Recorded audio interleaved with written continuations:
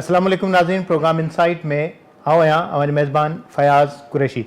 नाज़रीन, हस्ब मामूल असांजे प्रोग्राम जो मेहमान है GM खोखर साहब ऐं मुख़्तलिफ़ जेके इन्वेस्टिगेशन सेल जो जेके रिपोर्टूं आहिनि उन्हनि रिपोर्टनि जे आधार ते जंहिंमें असां मुकमल तौर ते जिते सबूत मौजूदु हुजनि था ऐं उन ते ई असां पंहिंजो प्रोग्राम कंदा आहियूं। ऐं ख़ासि तौर ते मलीर जे डेवलपमेंट अथॉरिटी उन जे हवाले सां केतिरा ई प्रोग्राम बि असां करे चुका आहियूं ऐं उन में बासर जेको सिस्टम आहे उन पारां जेका कानून जी लताड़ आहे उन जी निशानदेही कयूं था ऐं ख़ासि तौर ते सुप्रीम कोर्ट जा जेके वाज़े हुकुमनि ऐं जेके मुलाज़िम जेके NDA में कमु कनि था ऐं उनखे MDA जो जेको सरबराह आहे उहो तस्लीम करण खां इनकार करे थो। त अॼु जो जेको प्रोग्राम आहे जेका MDA जे अंदरि जेको सिस्टम आहे उन जा जेके असर आहिनि ऐं उन जे असरनि जे तहत जेको सरबराह आहे MDA जो उहो मुलाज़िमनि खे तस्लीम करण खां इनकार करे थो ऐं ख़ासि तौर ते 2018 में अदालती हुकुम ते 137 जेके मुलाज़िम उन्हनि खे ज़िम कयो वियो। इहो हुकुम सुप्रीम कोर्ट पारां ॾिनो वियो ऐं MDA जो जेको MD आहे उहो इन समूरनि जेको हुकुमनि जी न सिर्फ़ु लताड़ करे रहियो बल्कि 2022 में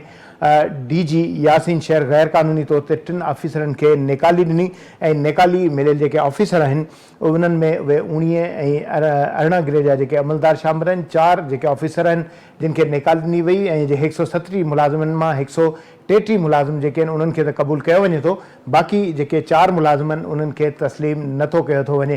कहिड़ा सबब आहिनि? असां मौजूदा जेको DG आहे उन सां राब्तो करण जी कोशिशि कंदासीं ऐं ख़ासि तौर ते जेके मुलाज़िम जिन खे मुलाज़िमत तां नेकाली ॾिनी वई आहे उन्हनि सां बि असां कोशिशि कंदासीं त राब्तो कयूं ऐं पंहिंजे प्रोग्राम में उन्हनि खे शामिलु करे उन्हनि जो समूरनि जो जेको मौक़िफ़ वठूं ऐं ऑफिसरनि में मुख़्तलिफ़ जेके अमलदार आहिनि उन्हनि जा नाला बि शाहिद मोहसिन, अख्तर अली मियो, हुसैन अयूब ऐं अहिड़ी तरह सां ॿिया जेके मुलाज़िम आहिनि उन्हनि सां बि असां जेको राब्तो करण जी कोशिशि कयूं था ऐं मकानी खातो इन हवाले सां अमलदारनि जी बहाली जो हुकुम जारी कयो आहे ऐं लोकल गवर्नमेंट जो जेको सेक्रेटरी आहे उन जा हुकुम हुजनि या जेके अॻूणो जेको निगरान दौर जो जेको DG आहे नजमुद्दीन सहतो उन्हनि जा हुकुम हुजनि, उन्हनि समूरनि जे हवाले सां हिन प्रोग्राम में इहे सेगमेंट शामिलु कंदासीं। 3 ऑफिसरनि खे निगरान दौर में बहाल कयो वियो ऐं ॿीहर जॾहिं निगरान दौर ख़तमु थियो त उहे अमलदार जिन खे बहाल कयो वियो उन्हनि खे ॿीहर खाते मां नेकाली ॾेई ऐं इहो हुकुम जारी कयो वियो त उहो असांजा मुलाज़िम ई न आहिनि।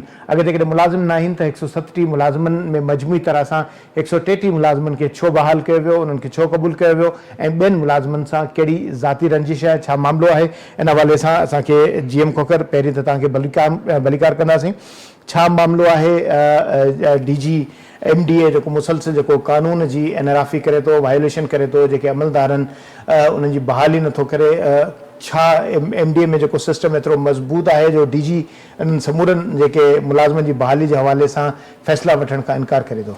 जी लख कुर्ब फयाज़ साहब, हा बिल्कुलु ईअं ई आहे। MDA में जेको सिस्टम आहे बिल्कुलु हले पियो ऐं उहो सिस्टम में जेका प्लाटिंग आहे उते तमामु घणी आहे MDA जी एरियाज़ में। उन में अरबनि जे प्लाटनि जे सौदेबाज़नि में जेके आहिनि हेर फार करे ऐं अरबें रुपया उहे जेके आहिनि उहो वसूल करे थो सिस्टम आहे। सभिनि खे ख़बर आहे त कहिड़ो सिस्टम कहिड़ो किथे कमु करे थो, छा थो करे। इन खां अॻु में असां अॼु जेको प्रोग्राम आहे उन उहो आहे उन जे मुलाज़िमनि जे हवाले सां त कहिड़नि मुलाज़िमनि सां नाजाइज़ूं थियनि थियूं नापसंद ऐं पसंदि जे बुनियाद ते। हिन में फयाज़ साहब 1996-97 में MDA जो जेको बुनियादु विधो वञे थो उन में 14 जेके आहिनि माण्हू उनखे भर्ती कयो वञे थो। इन्हनि में अब्दुल वहीद बलोच बि शामिलु आहे, असां सां लाइन में आहे, उहो तव्हां उनखे वठी सघूं था। इन में 2000 ईस्वी में जेको आहे KDA मां 270 मुलाज़िम खयां विया हुआ MDA जे लाइ, जंहिं मां कुझु वापसि हलिया विया ऐं 2004 खां 2014 ताईं KMC, Karachi district government, 7 development authority, Karachi development authority wing ऐं ॿिनि खां जेके आहिनि उहो सिलसिलो मुलाज़िम जो अचण जो सिलसिलो जारी रहियो। 2016 में अदालत सगोरी जेको आहे 1/8/2016 जी हुकूमत जेका आहे सोहेल बाबू जे दौर में 16 ग्रेड में जेको उनखे उहो वापसि कयो वियो KMC जो मुलाज़िम हुयो, उहो सिस्टम सां तौर ते वॾो मशहूरु हुयो। सोहेल बाबू उन जे जी ख़िलाफ़ पाण में प्रोग्राम करे चुका जी आहियूं फयाज़ साहब जंहिंजो जो बिल्कुलु प्रोग्राम असां करे चुका आहियूं। इन खे थोरो ओवरव्यू वठूं त उनखे कहिड़े बुनियाद ते जेको उहो कीअं दाख़िल थियो, उन जी भर्ती कीअं हुई? फयाज़ साहब ही 16 ग्रेड जो मुलाज़िम असल में 16 ग्रेड जो आहे, उड़ोही में हलियो पियो। नैब इंक्वायरी इन जे ख़िलाफ़ आहे, FIR इन जे ख़िलाफ़ कटियल आहे। असां सॼी पंहिंजे नाज़रीन खे प्रोग्राम में आगाह करे चुका आहियूं। इहो जेको प्रोग्राम कयोसीं सोहेल बाबू जो अंजाम किथे पहुतो?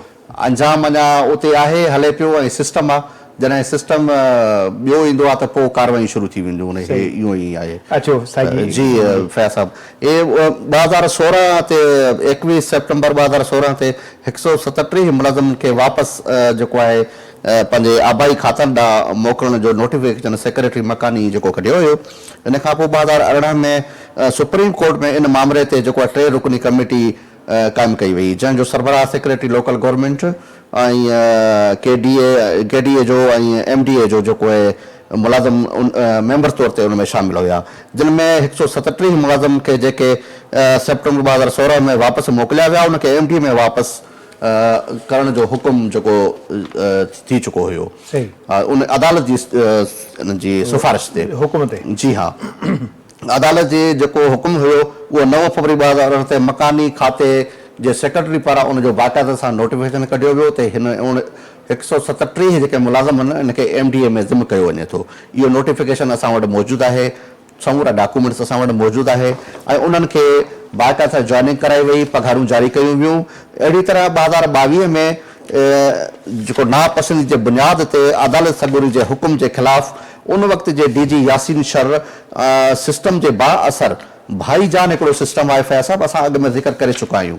उहो भाईजान सिस्टम जे चवण ते 18 ग्रेड जे officer additional director estate Akhtar Ali Mayo, 19 grade जे director town planning Shahid Mohsin ऐं 18 ग्रेड जे एग्जीक्यूटिव इंजीनियर हसनैन अयूब सिद्दीकी खे तड़ियो वियो, जिन जूं पघारूं बि बंदि कयूं वियूं। अहिड़ी तरह निगरान हुकूमत ईंदे ई DG डॉक्टर नसीम गनी सहतो जेको आहे उहो आयो। उन्हनि अचण सां ई हिकिड़े बाअसर ताक़तवर जेके माण्हू हुयो निगरान हुकूमत में, उन जे चवण ते इन तड़ियल मुलाज़िमनि खे वापसि MDA में मुक़ररु कयो ऐं उन्हनि खे जॉइनिंग कराइण सां गॾु पघारूं बि जारी कयूं वियूं। अहिड़ी तरह फयाज़ साहब अगरि ज़िक्र कंदासीं जेके हिन वक़्त ताईं बहाल नथी, ऐं जीअं उहो निगरान सिस्टम वापसि वियो त वरी ॿियो सिस्टम हिते आयो भाईजान सिस्टम। उन जे अचण सां उन 3 मुलाज़िमनि खे वापसि तड़ियो वियो जेके हिन टाइम ताईं उहे बहाल न थी सघिया आहिनि ऐं अदालतुनि में हलिया विया। अदालतुनि हाई कोर्ट जे तरफ़ां उन्हनि खे बहाली जा जेको आहे हुकुम जारी कया विया त उन्हनि खे जॉइनिंग कराई वञे, उनखे पघारूं ॾिनियूं वञनि, लेकिन MDA जी इंतिज़ामिया सिधो सिधो चइजे त उनजो जेको सिस्टम तहत हले थी, उन सिस्टम उन मुलाज़िमनि खे क़बूल करणु जेको पसंदि नथा कनि। इन जे करे हू अदालतुनि जे हुकुमनि जे ख़िलाफ़ वर्ज़ी जे ज़मरे में अचे थो। आला जेके ऑफिसर आहिनि उन्हनि जा हुकुम नथा मञजनि ऐं अदालती जेके हुकुम आहिनि उन्हनि खे बि MDA जो जेको DG आहे उहो मञण जे लाइ जी फयाज़ साहब जी बिल्कुलु। असीं सुप्रीम कोर्ट जो ज़िक्र कयोसीं त वॾी असांखां अदालत जेका आहे उहा सुप्रीम कोर्ट आहे। जॾहिं सुप्रीम कोर्ट 137 मुलाज़िमनि खे ज़िम करे चुकी आहे त पोइ इन में का बि हेर फार ऐं हीला बहाना करण जी का ज़रूरत बि न आहे। अहिड़ी तरह हाणे जॾहिं मुलाज़िमनि पारां अदालत में विया आहिनि, हाई कोर्ट उन्हनि खे बहाल करे चुकी, बहाल छा उन्हनि खे जॉइनिंग कराइण जे लाइ MDA जेको DG MDA आहे उनखे लेटर लिखिया विया। हिन खां अॻु में जेके MDA आया उन्हनि खे बि लेटर लिखिया विया। लोकल गवर्नमेंट जे सेक्रेटरी तरफ़ां जेको आहे अदालत जी रोशनी में उहे नोटिफिकेशन जारी थिया, पर हैरत जहिड़ी ॻाल्हि इहा ई आहे त हू सिस्टम जेको आहे उहो अदालत सगोरी खे त हिकु पासे रखे थी, लेकिन पंहिंजे सिस्टम खे जेको आहे राज़ी करण लाइ तयार थी वञे थो। सही जी अहिड़ी तरह फयाज़ साहब उते हिकिड़ो मुलाज़िम आहे आगा ज़ुबैर, उनजो अगरि ज़िक्र कंदासीं त हू नापसंदी जे बुनियाद ते भाईजान सिस्टम सां तमामु उनजो राइट इन हुयो। उनजा असां वटि डॉक्यूमेंट्स आहिनि टोटल त भाईजान सिस्टम मुंहिंजे ख़्याल में ही इन जी हाई कोर्ट में जेका CP आहे ही मुंहिंजे ख़्याल में आगा साहब जी आहे। जी आगा ज़ुबैर इन जो नालो आहे। जी उन जो जेको ज़िक्र कंदा हलूं त हूअ सिस्टम जो तमामु वेझो माण्हू रहियो ऐं जॾहिं लेन देन में नाराज़गी थी भाईजान सिस्टम सां त उन जे मथां FIR दाख़िल कई वई ऐं उन सां इंतकामी कार्रवायूं अहिड़े नमूने सां रहियूं जो हिन वक़्तु हूअ बिल्कुलु ॿाहिरि आहे ऐं इनखे साल खां मथे अरसो गुज़री वियो आहे। पगारूं बंदि पघारूं उन जूं बंदि आहिनि, जॉइनिंग इनखे नथी कराई वञे। हाई कोर्ट जा वाज़े तौर ते अहकामात मौजूदु आहिनि त हिनखे बहाल कराए जॉइनिंग कराई वञे, हिनखे पघारूं ॾिनियूं वञनि।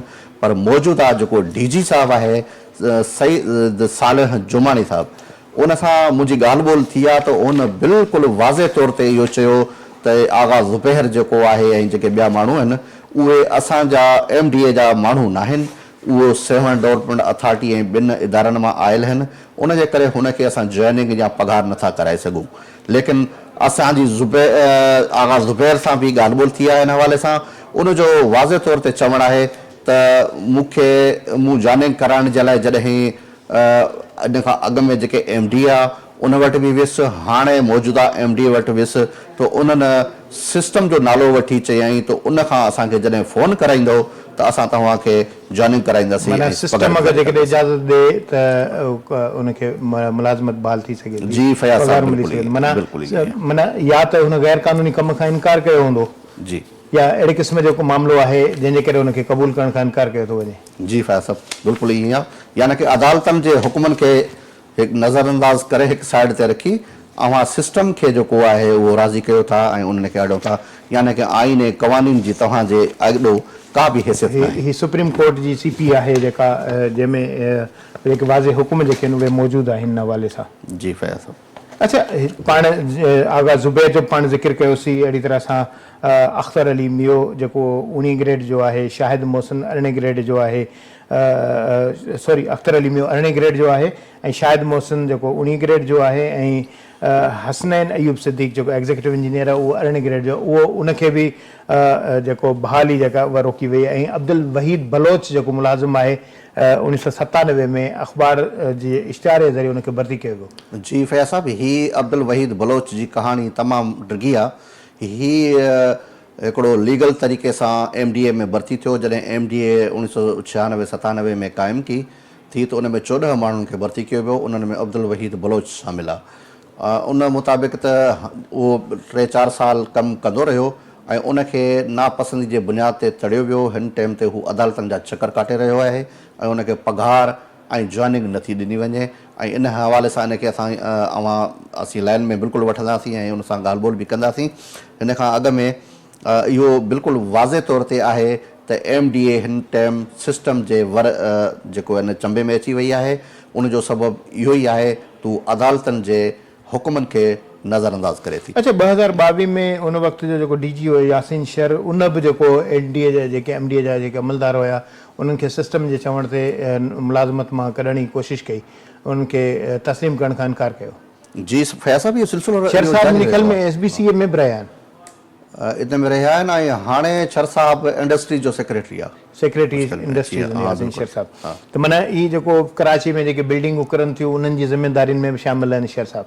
शर साहब बिल्कुलु इन में शामिल आहिनि ऐं ॾाढा सुठा ऑफिसर आहिनि। मुंहिंजी मुलाक़ात थी आहे इन्हनि सां। पर हैरत जहिड़ी ॻाल्हि इहा ई आहे त सुठा ऑफिसर बि जॾहिं सिस्टम जे चंबनि में अचनि था त उहे बि बेवस बिल्कुलु थी वञनि था ऐं इनखे बेवसी ई चइजे, छो त जॾहिं अदालतनि जा हुकुम न मञिया वञनि ऐं सिस्टम जो चवणु वरितो वञे त उते बेवसी चइजो। अच्छा, निगरान दौर में नसीम गनी सहतो साहिब इहे जेके टिनी ऑफिसरनि खे ॿीहर बहाल करे जेको पघारूं जारी कयूं, वरी ॿियो ई सहतो साहिबु नजमुद्दीन सहतो साहिबु आयो, हिकिड़ो सहतो बहाल थो करे, ॿियो सहतो जेको निकाली छॾे। जी फयाज़ साहब, बिल्कुलु इहे ई आहे। ऐं ईअं निगरान दौर जॾहिं ईंदो आहे त पोइ वरी तव्हांखे ख़बर आहे त उहो सिस्टम में तब्दीली अची वेंदी आहे। जॾहिं हुकूमत में तब्दीली ईंदी आहे त सिस्टम बि चेंज थी वेंदो आहे। जी, निगरान हुकूमत जीअं आयो त इंतिज़ामिया जेका चेंज थी त उनखे वरी सिफारिश जी माण्हू आहिनि उन पाता त उहो थोरो कोन्हे ईमानदारी अची वेंदी आहे, सिस्टम थोरो गाइब थी वेंदो आहे, हेठि अची वेंदो आहे। त उन्हनि ज़ाहिर कंदा आहिनि त मौजूदा जेका सिस्टम पाक साफ़ आहे ऐं गुज़िरियल जेको सेटअप हुयो उहो उन में गड़बड़ हुई। जी, ऐं बाक़ाइदा उहे लेटर बि मौजूदु आहिनि फयाज़ साहब त निगरान हुकूमत में DG साहिबु जेको लेटर कढियो उन में वाज़े तौर ते चयो त असां अदालतनि जे हुकुम जे तहत इन्हनि खे वापसि खणूं था। हुननि अदालती हुकुम खे तस्लीम कयो, लोकल गवर्नमेंट सेक्रेटरी हुकुम खे तस्लीम कयो। नजमुद्दीन सहतो जीअं वापसि आयो निगरान हुकूमत खां पोइ उन अचण सां टिन्हिनि खे नजमुद्दीन सहतो ॿीहर 2 दफ़ा रहियो आहे। नजमुद्दीन सहतो त हिकिड़ो दफ़ो रहियो आहे इन खां अॻु में डॉक्टर नसीम गनी सातो हुयो। उहो बि हिकिड़ो दफ़ो रहियो, ॿ दफ़ा रहियो? इन्हनि जी ॾिसणी पवंदी डिटेल्स त केतिरो किथे रहियो आहे, छो त सिस्टम जा हिसा आहिनि, कॾहिं किथे रहंदा आहिनि, हिकिड़ो सिस्टम ईंदो आहे वरी ॿियो वेंदो आहे, हिकिड़ो ईंदो आहे, इन हवाले सां पियो सिस्टम हलंदो आहे। सिस्टम जेको आहे ॾाढो, जंहिंखे असेंबली में कंहिं MPS ॾाढनि सुठनि लफ़्ज़नि में सुठे अंदाज़ सां सिस्टम। ब्रेक जो वक़्तु थियो, ब्रेक तां मोटी था अचूं ऐं अब्दुल वहीद सां राब्तो कयूं। नाज़रीन, इनसाइट में ब्रेक जो टाइम थियो आहे, ब्रेक तां मोटी था अचूं। असां कोशिशि कयूं था त आगा ज़ुबैर, अब्दुल वहीद, अख्तर अली मियो, शाहिद मोहसिन ऐं हसनैन अयूब सिद्दीक़ कंहिंसां बि उन्हनि मां राब्तो थिए त उन्हनि खे पंहिंजे प्रोग्राम में शामिलु कयूं, उन्हनि जो मौक़ो वठूं था हिकिड़ी नंढी साई।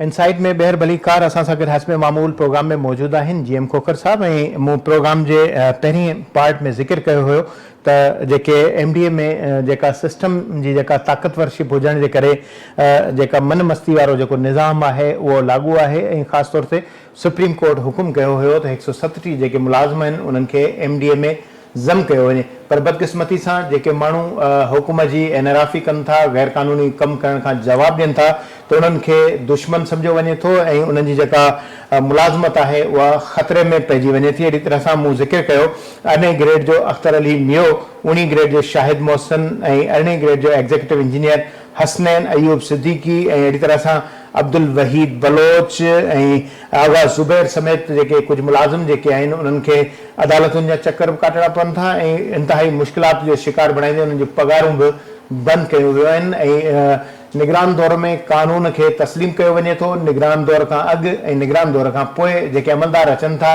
उहे बदकिस्मती सां सिस्टम जे ताबे हुजण सां न सिर्फ़ु हुकुम मञण खां इनकार कनि था, बल्कि सूबे जे जेका मकानी खाते जो सभ खां वॾो जेको उहिदो आहे सेक्रेटरी, उनजो जेको हुकुम आहे उन जे हुकुम जी इनराफ़ी कई वञे थी। अहिड़ी तरह सां सुप्रीम कोर्ट जे हुकुम जी इनराफ़ी जिते कई वञे थी, अदालती हुकुम तस्लीम नथा कया वञनि त उते मुलाज़िम ॿीहर अदालतुनि जो रुख़ कनि था ऐं अदालतुनि जो रुख़ करण खां पोइ बि अदालती हुकुम जा जेके बखिया उॾेड़े वञनि था ऐं जेका कानून जी इनराफ़ी कंदे तोहीन अदालत जा जेके मुर्तकिब अहिड़ा अमलदार बणजनि था।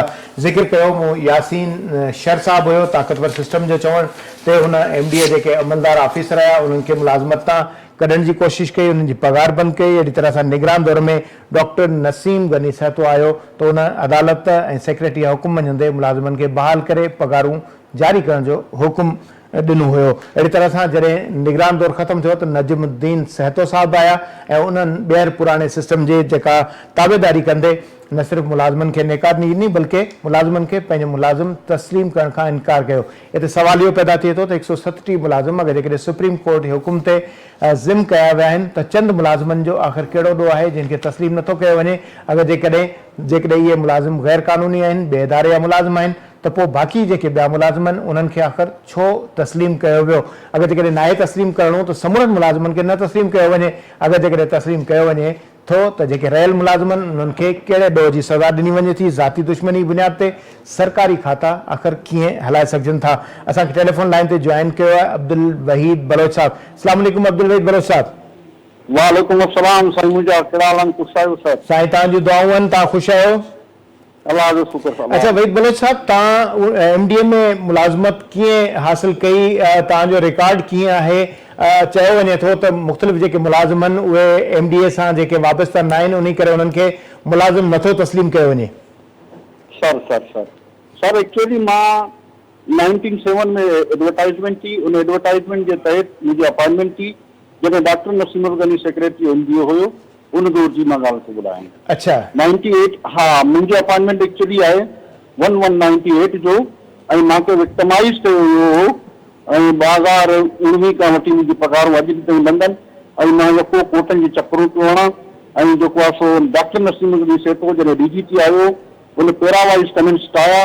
पोइ वरी जीअं माना निगरान जे हुकूमत माना जीअं ख़तमु थियो त पोइ वरी उहे पैरावाइज़ कमेंट्स उन्हनि चेंज करे छॾिया। अच्छा चेंज करे छॾिया त वरी माना उबतो सुबतो रिपोर्ट जमा कराए छॾी कोर्ट में जंहिंजो कमियाज़ो मां अॼु ॾींहुं ताईं भुगतां पियो। असांजो चवण जो मक़सदु इहो आहे त तव्हां जेको आहे को फैक्ट कोर्ट में जमा कराए वठो ऐं फैक्ट जे आधारनि ते अदालत भले फ़ैसिलो पंहिंजो कंदो। पर हे छा कनि था त साईं ग़लति रिपोर्ट ऐं फिक्टिशियस मतिलबु रिपोर्टूं जमा कंदा आहिनि फेब्रिकेटेड, ऐं तंहिंजे कारण अॼु ॾींहुं ताईं असां रुणूं पिया पघारनि जे लाइ। आख़िर असांजा बि नंढा नंढा ॿार आहिनि, बच्चा आहिनि, असां तमामु ज़हनी तौर ते परेशान आहियूं। असांजो ॿारनि जी तालीमी निज़ाम, असांजो घर जो माना सॼो निज़ाम तबाह थी चुको आहे इन्हनि नाइंसाफ़ी जे कारण सभु। अच्छा, असां हुकूमत सिंध खां रिक्वेस्ट था कयूं त जेको आहे सो असांजी कागरनि जी भले स्क्रूटनी कनि, छा बि कनि, ऐं असांजी पघारूं असांखे बहाल करे ॾियनि। असां परमानेंट एम्प्लॉय आहियूं। अब्दुल वहीद साहब, इहो ॿुधायो त तव्हांखे छो हितां तड़ियो वियो, छाजे लाइ, सबबु छा ॼाणायो वियो? साईं सबबु कुझु बि न आहे। के आगा साहब 13 मार्च 2025 में ओपन कोर्ट में ऑर्डर कई त हिननि जी पघारूं ॾियो, ऐं ॿीहर वरी जेको आहे सो उहो ऑर्डर खे अलाए छा मैनिपुलेट करे ऐं ॿियो माना असांखे माना जेको आहे विक्टिमाइज़ वरी करे करे असांजो ऑर्डर ई ॿिए ॾींहुं हिननि चेंज कयो सर। अच्छा, ही जीअं हिकिड़ी ॻाल्हि ज़िक्र कयो सिस्टम आहे नाइदर असां को अहिड़ो करप्शन में इन्वॉल्व आहियूं, न असांजो को अहिड़ो को मसइलो आहे। असांजो रिकॉर्ड बिल्कुलु नीट एंड क्लीन आहे सर। कोई अहिड़ो रीज़न न आहे। इदारे खे अॼु ॾींहुं ताईं तव्हां पुछो त ही वहीद बलोच जो जेको अपॉइंटमेंट थी चुको हो, थोरो एडवर्टाइज़मेंट, मुंहिंजी त अपॉइंटमेंट लीगल अपॉइंटमेंट आहे, इलीगल काथे आहे? त तूं जेको आहे सो कोर्टनि में रिपोर्ट जमा कराए थो त ही इलीगल आहे। जॾहिं एडवर्टाइज़मेंट वारो अपॉइंटमेंट ई जेको इलीगल आहे त पोइ बाक़ी जेके गैर कानूनी तौर ते जेके वेठा आहिनि पोइ उहे छो वेठा आहिनि? अच्छा, 27 साल थी विया आहिनि तव्हांजी सर्विस खे। 97 में तव्हां ज्वाइन कयो आहे त 27 साल तव्हांजी सर्विस जो हले थो। त 27 सालनि में तव्हांखे केतिरनि सालनि खां पघारूं तव्हांजी रोकी वियूं आहिनि? साईं मुंहिंजी जून 2019 खां वठी मुंहिंजी पघारूं हिननि रोके छॾियनि इनलीगली सर। मां घणो कोशिशि कई, मां घणा एप्लीकेशन ॾिना, केरु मुंहिंजी ॿुधी कोन। हुन खां पोइ मां 2022 में सीपी में फाइल कई। सीपी नंबर हो 8049। मां उहा फाइल कई, तंहिंमें अदालत जेको आहे सो हुकुम कयो त हिननि जी पघारूं जारी कयो। हिन जे बावजूदि असांजी पघारूं हिननि जारी न कया अॼु ताईं। तॾहिं उहो साॻिया शइ खणी मां सुप्रीम कोर्ट अॼु बीठो आहियां सर। मां अच्छा, अब्दुल वहीद साहब, अदालती हुकुम जे हवाले सां, एग्जीक्यूशन जे हवाले सां का तव्हां अॻिभराई कई आहे? सर मां बाक़ाइदा मां अप्रोच कई आहे, पर असांखे मञनि ई कोन था सर। यानी अदालत जो हुकुम मञण जे लाइ तयार न आहे डीजी साहब? न केर बि तयार न आहे साईं। ई डीजी न, उन खां पहिरियों का बि डीजी हुया, उहे बि जेको आहे सो सिस्टम जे तहत जेके अलंदर डीजी आहिनि उहे असांखे मञनि नथा सर। न कोर्ट खे मञनि था, न कंहिंखे मञनि था सर। अच्छा, जेका तव्हां ज़िक्र कयो सीपी नंबर 8049 जेका सीपी आहे, उन जे तहत तव्हां तौहीन अदालत जी कार्रवाई जे हवाले सां अदालत सां रुजू कयो आहे? मां इहो साॻियो ऑर्डर वरी खणी वियो आहे supreme court sir. Supreme court में तव्हां दरख़्वास्त दाख़िल कई आहे? सुप्रीम कोर्ट में मां अप्रोच कई आहे। उते मुंहिंजो सीपी नंबर आहे, पंहिंजो CPLA नंबर आहे 690 2025। अब्दुल वहीद साहब, इन खां अॻु में अवां जेको मौजूदा डीजी आहे अब्दुल सईद सालिह बलोच, इन वटि तव्हां विया आहियो पंहिंजो त मूंखे जॉइनिंग कयो, या इहो हुकुम आहे अदालत जो मूंखे जॉइनिंग या पघारूं जारी कयो? सर हाणे ऑर्डर थी चुको आहे, उन्हनि जो कमु आहे असांखे घुराइनि न सर। अच्छा, यानी अदालत जा हुकुम मञण जे लाइ तयार न आहिनि, हाणे तव्हांखे सुप्रीम कोर्ट ताईं वञणो पइजी वियो आहे? वञणु पइजी वियो आहे सर। ठीक है, वही मेहरबानी अब्दुल वहीद बलोच साहब। असां कोशिश कईसीं त समूरनि दोस्तनि जो मौक़िफ़ शामिल कयूं, कोशिश कयूं था त ॿिया जेके दोस्त आहिनि उन्हनि जो मौक़िफ़ शामिल कयूं। वक़्तु मुख़्तसर रहिजी वियो आहे। जीअं सम्झो था त हाई कोर्ट, सुप्रीम कोर्ट जी हुकुम अदोली कई वञे थी, NRFI कई वञे थी, ऐं ऑफिसर जेके अदालत खां बि एतिरा बासिर बणिजी विया आहिनि। जी फैज़ साहब, ज़िक्र करे चुका आहियूं, ऐं काफ़ी मुलाज़िम जेके मुतासिरीन आहिनि इन्हनि सां ॻाल्हाइण जी भरपूर कोशिश कईसीं, पर अॼु नेटवर्क आहे उन जाम लॻो पियो आहे कराची में। उन असांजो राब्तो चहलम आहे बिल्कुलु, उनजे सबब जे करे जेको राब्तो असांजो थियो, पर हाणे डिस्कनेक्ट अचे पियो ऐं नेटवर्क जो उन्हनि में सबबु आहे। फयाज़ साहब, बिल्कुलु सुप्रीम कोर्ट जो हवालो असां ॾिनोसीं, हाई कोर्ट जो हवालो बि बिल्कुलु असांजे हथनि में ऑर्डर आहिनि, उन्हनि जी जेके आहिनि हुकुम जी जेका आहे इनहराफ़ी कई वञे थी सिधो सिधो। ऐं असीं अब्दुल वहीद बलोच जेको मुलाज़िम आहिनि उहो त बिल्कुलु लीगल तरीक़े सां भर्ती थिया इन में MDA में, उनजो बि नाज़रीन उन जे साम्हूं असां उनखे वरितोसीं। फयाज़ साहिबु, इन खां अलावा अगरि ॻाल्हि कजे ना इंसाफ़ी जी, त हीअ ना इंसाफ़ी केतिरी वॾी आहे जेका मूं वटि हीअ लिस्ट आहे पूरी जमा मूं वटि आहे। फयाज़ साहिबु, मां तव्हांखे ॾेखारे सघां थो त हिन टाइम ते जेको सिस्टम कमु करे पियो, शेख सिस्टम आहे, मां नालो कोन थो वठां, शेख सिस्टम चवनि था हिनखे। ऐं जेको डायरेक्टर जनरल आहे सईद सालिह जुमानी साहिबु, इन जी मौजूदगी में शेराज नज़र आहिनि। जी फयाज़ साहिबु, शेराज एग्ज़ीक्यूटिव इंजीनियर बि 18 ग्रेड जा आहिनि। ऐं इन में जेको इन जो जेको पंहिंजो डिपार्टमेंट आहे उहो लियारी डेवलपमेंट अथॉरिटी मां हीअ उतां जा आहिनि। ऐं इन जी करंट जेका पोज़ीशन आहे उहा MDA में आहे, ट्रांसफर थी आयो आहे। माना मनपसंद माण्हू ट्रांसफर करे जेके रखिया था वञनि। जी फयाज़ साहिबु, मोहम्मद फारूक बुगटी 18 ग्रेड जो ऑफिसर आहे। इन जी MDA में इहो बि डेपुटेशन जे ज़रिए इनखे चई सघिजे थो OPS ऐं डेपुटेशन जे ज़रिए 14 जे क़रीब जेके ऑफिसरनि जेके उन्हनि जे रखियल। जी फयाज़ साहिबु, मूं वटि अलॻि लिस्ट आहे। अच्छा, अलॻि हूंदी बिल्कुलु। अहिड़ी तरह सां वकास अली सुमरो आहे, डायरेक्टर पार्क्स, 18 ग्रेड जो आहे। ही TMC कोरंगी जो मुलाज़िम आहे जेको हिन टाइम ते MDA में मौजूदु आहे। अहिड़ी तरह सां ज़ीशान अली सुमरो आहे, 17 ग्रेड जो मुलाज़िम आहे, लियारी डेवलपमेंट अथॉरिटी जो मुलाज़िम आहे, लेकिन MDA में हिन टाइम ते मौजूदु आहे। आफ़ाक सईद आहे, काउंसिल एम्प्लॉइज़ आहे, 14 ग्रेड जो, DMC सेंट्रल जो, हिन टाइम ते MDA में मौजूदु आहे। अहिड़ी तरह सां साजिद अली रिंदा, 17 ग्रेड जो, इहो TMC डिस्ट्रिक्ट सखर मां इनखे खणी आया आहिनि जेको MDA में मौजूदु आहे। जेकॾहिं कानून जी अगरि पैरवी कजे या उन जे कजे त पोइ ही माण्हू डेपुटेशन जे ताज़ा जेके हिन वटि मौजूदु आहिनि। हिते लीगल जेके माण्हू अब्दुल वहीद आगा ज़ुबैर जी असीं ॻाल्हि कईसीं, 3 माण्हू ॿिया आहिनि, उन्हनि खे जेको नापसंद जे बुनियाद ते तड़ियो वियो आहे हिन इदारे मां, उहा त हिकिड़ी वॾी नाइंसाफ़ी आहे। जेके हाणे मौजूदु आहिनि जेके जी फयाज़ साहिबु, इनखे 7 खां 8 हूंदा।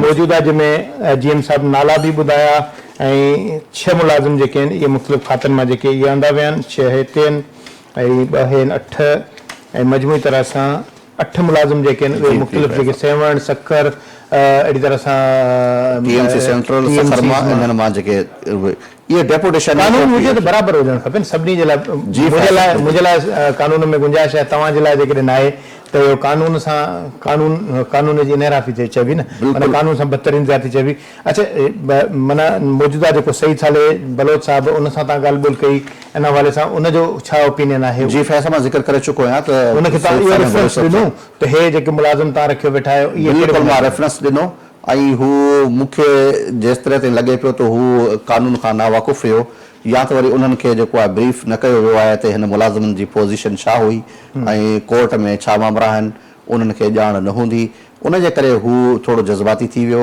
ऐं चवणु लॻो त ही जेके आहिनि 12 डिपार्टमेंट मां आहिनि, 7 डेवलपमेंट अथॉरिटी समेत 2 मां आहिनि, इनजे करे इन्हनि खे असां हिते नथा रखी सघूं। सही, इहो सिधो उन्हनि जी ॻाल्हि हुई जेका मूं हुन सां ॻाल्हि ॿोल कई आहे। असीं हाणे बि राब्तो कयो उन्हनि सां त पर हू सिस्टम जे करे नंबर जेके नथा मिलनि। सो उनजे करे सईद सालिह जुमानी साहिब जो बिल्कुलु क्लियर वाज़े मौक़िफ़ हो त हू इनकारी आहे इन्हनि खे वापसि खणण जे लाइ। नाज़रीन, ही नंबर आहे 03337122222। ये नंबर जुमानी साहब जो है ओपिनियन वठण जे लाइ हवाले सां मूं व्हाट्सएप ते खेनि कॉल कई ऐं ऑफिस जो जेको ऑफिशियल नंबर आहे असांजो उन ते बि असां राब्तो करण जी कोशिशि कई। GM खोखर साहब पंहिंजे व्हाट्सएप तां उन सां राब्तो करण जी कोशिशि कई। असां चाहियूं था त संदन ओपिनियन बिन प्रोग्राम में शामिल थिए, बिना ओपिनियन जेको प्रोग्राम मुनासिब नथो थिए त इन हवाले सां असां ॿिन्ही पारां कोशिशि कई वई त सईद सालिह बलोच साहब खे जुमानी साहब सॉरी उनखे प्रोग्राम में शामिल कयूं ऐं उन्हनि जो जेको नंबर जेको आहे उहो अटेंड करण जे लाइ तयारु न आहिनि। हीअ रिकॉर्ड ते सबूत मौजूदु आहे, कॉल असांजी तरफ़ां कयल आहे। ऑफिशियल जो जेको PTCL जो नंबर आहे उन ते बि असां कॉल कई आहे त मकानी खाते पारां 2 अगस्त ते अहिड़ो नोटिफिकेशन ख़त जेको लिखी करे MDA खे नोटिफिकेशन करण जे हवाले सां अदालती हुकुम जेको आहे उन ते अमल करण जे हवाले सां इहो इंडिकेट कयो त असां पाबंद आहियूं, उन ते अमल कयो वञे। के मुलाज़िम जंहिंखे तव्हां बिना सबब जे बेरोज़गार बणाए वेठा आहियो उन्हनि खे पघारूं बि जारी कयो ऐं जेको ताक़तवर जेको सिस्टम आहे उन जे आॾो अगरि जेकॾहिं DG बेवस थियनि था त लिहारी में जेके इमारतूं करण जा जेके वाक़िया पेश अचनि था उन में अहिड़ा ई सबब जेके आहिनि उहे सबब बणिजनि था त माण्हुनि जी जानियुनि खे बि नुक़सानु पहुचे थो। ज़ाहिर ख़ुदा न ख़ास्ता अगरि जेकॾहिं अहिड़े क़िस्म जो मामिलो जेकॾहिं बेरोज़गारी खां तंग थी अगरि जेकॾहिं को मुलाज़िम पंहिंजी ज़िंदगी सां खेॾे त उहो बि ज़िमेदार उहे माण्हू थी सघनि था जेके हक़ में वक़्त जे दौरान चयो वेंदो त हज़रत उमर जे दौर में अगरि जेकॾहिं कुतो बि उञो मरी थो वञे त उन ज़िमेवार हुकुमरान आहे त जंहिं खाते जो जेको सर्वर आहे उन मथां ज़िमेदारी आहे त जेकॾहिं मुलाज़िम गैर क़ानूनी जेकॾहिं उन जी मुलाज़िमत आहे त ठीकु आहे उनखे क्लियर थियणु घुरिजे। ऐं अगरि जेकॾहिं ईअं न आहे ऐं जेकॾहिं जहिड़ी तरह सां मूं 6 माण्हुनि जी लिस्ट बि ॾेखारी जीअं तफ़सील सां उन्हनि जा नाला वठी बि ॿुधायो अगरि जेकॾहिं अहिड़ा मुलाज़िम अगरि जेकॾहिं तव्हां ॿिया रखी सघो था ॿियनि TMCs या अथॉरिटीज़ मां जेकॾहिं रखी सघो था त जेके जाइज़ जेके मुलाज़िम आहिनि उन्हनि सां ज़ाती दुश्मनी जी बुनियाद ते अगरि जेकॾहिं कंहिंजी जान सां कंहिंजी ज़िंदगी सां खेॾे वञे उन्हनि जे ॿारनि जे मुस्तक़बिल सां खेॾे वञे त यकीनन मुंहिंजे ख़्याल में इहा ज़्यादती इहा बराबरि आहे। प्रोग्राम न हवाले सां इजाज़त नथो रहे त वधीक प्रोग्राम हलायूं छाकाणि जो टाइम जेको आहे उहो महदूद आहे ऐं असां सेक्रेटरी लोकल गवर्नमेंट शमशाद साहब आहे मुंहिंजे ख़्याल में उनखे बि ज़ाहिर इहो इंडिकेट कंदासीं त तव्हांजो हुकुम जेको उन ते अमल नथो थिए ऐं अदालती हुकुमनि ते अगरि जेकॾहिं अमल नथो थिए त उन जा ज़िम्मेवार तव्हां थियो था ऐं अगरि जेकॾहिं अहिड़े क़िस्म जी ज़्यादती थिए थी या करप्शन थिए थी या कोताही थिए थी त उन खे हल करण बि तव्हांजी ज़िम्मेदारी आहे। असांजो कमु हुयो तव्हां ताईं इहे समूरा जेके मामला उहे पहुचायूं ऐं उन समूरी शयूं जेके आहिनि उन जी निशानदेही कयूं त किथे ग़लति थिए थो किथे बहितर थिए थो।